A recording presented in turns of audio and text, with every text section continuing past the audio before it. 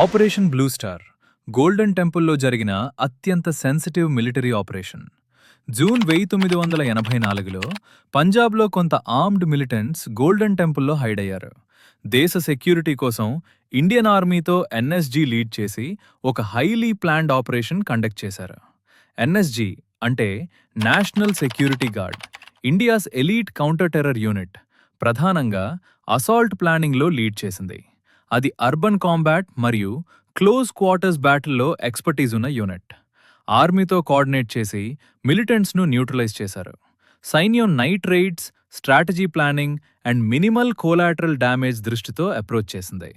NSG soldiers infiltration, hostages rescue మరియు precision స్ట్రైక్స్లో key role play చేశారు. కానీ ఆపరేషన్లో హెవీ రెసిస్టెన్స్ ఎదురైంది, అందువల్ల క్యాజువల్టీస్ కూడా ఎక్కువయ్యాయి. ఆపరేషన్ బ్లూ స్టార్ ఇండియా హిస్టరీలో ఒక హైలీ కాంట్రవర్షియల్ మిలిటరీ మిషన్గా కీలకంగా ఉంది.